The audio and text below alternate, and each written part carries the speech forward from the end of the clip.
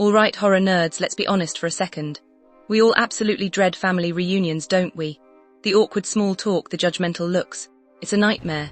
But trust me when I say this, absolutely asterisk nothing compares to the absolute living hell that Alice goes through in the brand new movie, Evil Dead Burn asterisk.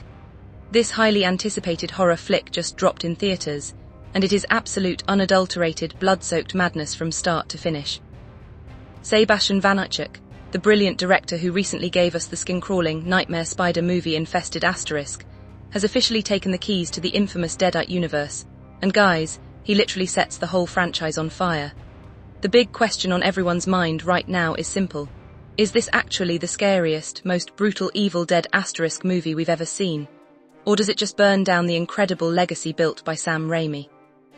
Well, today we are breaking down every single aspect of this cinematic bloodbath, and don't worry, this review is completely spoiler-free, so you can watch this safely before heading to the theaters. But before we summon the ancient demons, open the Book of the Dead, and dive straight into hell, do me a quick solid. Smash that like button right now, subscribe to the channel, and turn on that notification bell asterisk, so you never miss our weekly, unfiltered horror breakdowns. Have you hit that button yet? Awesome. Let's get into it. So, what is the setup for asterisk Evil Dead Burn? The story follows a young woman named Alice, played phenomenally by the incredibly talented Souheila Yacoub. Alice is going through the worst period of her life. She just lost her husband, William, in a horrific, tragic accident, and she is desperately looking for some peace, closure, and emotional solace. So, what does she do? She decides to visit her estranged in-laws at their deeply isolated, creepy country home. Now, if you're a horror fan, you already know this is standard horror mistake number 1. You never go to an isolated house in the middle of nowhere when you're grieving. But here is where the movie throws a massive, suffocating twist at us. Her in-laws don't want to comfort her. In fact, they bitterly blame Alice for William's tragic death. From the moment she steps inside, the emotional tension, the resentment, and the toxicity in that house are absolutely suffocating. It feels like an intense family drama, but this is an asterisk Evil Dead asterisk movie, right? So you know things are about to go south fast. And boy do they, enter the Necronomicon. The Book of the Dead is discovered, the ancient curse is unleashed, and within a matter of hours their bitter grief turns into pure, unbridled terror. One by one, Alice's lovely, toxic in-laws get possessed and turn into bloodthirsty, levitating, trash-talking deadites. Talk about a family reunion from absolute hell. Now let's talk about the good stuff, because there is a lot to love here. If you came to the theatre for the pure, unapologetic gore, Vaniček delivers heavy asterisk. He does not hold back even for a single second. The practical effects in this movie are sickeningly beautiful, wet, and incredibly realistic.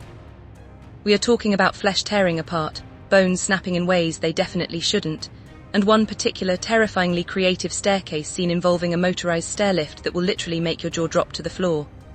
I felt my own stomach turn, which is exactly what you want from this franchise. The cinematography and camera work feel like classic Sam Raimi on absolute steroids. It is hyperkinetic, claustrophobic, dizzying, and wildly intense. The camera swoops, dives, and mimics the invisible evil force perfectly. And let's give a massive shout-out to the performances. Souheila Yacoub is officially a certified, top-tier scream queen now. She beautifully carries the crushing emotional weight of grief in the first half, and then completely transforms, swinging a heavy rotary saw like a total remorseless badass in the second half. Plus, Hunter Doohan delivers a performance that is deeply, deeply unsettling. His physical acting while being possessed will give you genuine chills. But look, let's be completely fair and balanced here. It is not a flawless masterpiece. While the critics are leaning generally positive, sitting at around 74% on Rotten Tomatoes, the movie does have a few packing issues that might annoy hardcore gorehounds. The second act drags just a little bit because the script decides to focus very heavily on the psychological trauma and the broken family dynamics. Now, don't get me wrong, I love psychological depth and character development in cinema, but when I pay my hard-earned money to watch an asterisk Evil Dead asterisk flick, I want maximum carnage, chainsaws, and absolute madness, not an emotional therapy session. The movie slows down right when it should be speeding up, which kills the momentum slightly before the explosive finale. By the way, I want to hear from you guys on this. What is your absolute favorite asterisk Evil Dead asterisk movie of all time? Are you a fan of the brutal 2013 remake? Do you prefer the urban chaos of asterisk Evil Dead Rise? Or do you still worship the original Bruce Campbell classics? Drop your personal ranking in the comments right now, because I read and reply to every single one of them. Asterisk to wrap it all up, Evil Dead Burn is a savage, mean, violently aggressive and incredibly icky chapter in this legendary franchise. It brilliantly honors Sam Raimi's dark, bloody and twisted roots while successfully carving out its own unique, fiery identity. It might not completely reinvent the horror wheel, and the family drama might slow things down briefly, but it will absolutely satisfy your hunger for visceral, face-melting horror. It is loud, it is bloody, and it demands to be seen on the biggest screen possible. Because of that, I am giving Evil Dead Burn an incredibly solid *7, 5 out of 10 *. It is a total theatrical must-watch for anyone who calls themselves a fan of high-octane horror. If you enjoyed this deep dive review and want to help the channel out, please share this video with your fellow horror-loving friends, post it on your socials, and let's grow this amazing community together. Also, here's a little bonus fun fact for you die-hard fans out there. Rumor has it that production has already wrapped on the next massive installment, tentatively titled Evil Dead Wrath *, which is slated for a 2028 release. So get ready because the nightmare isn't ending anytime soon. Thank you guys so much for hanging out and watching.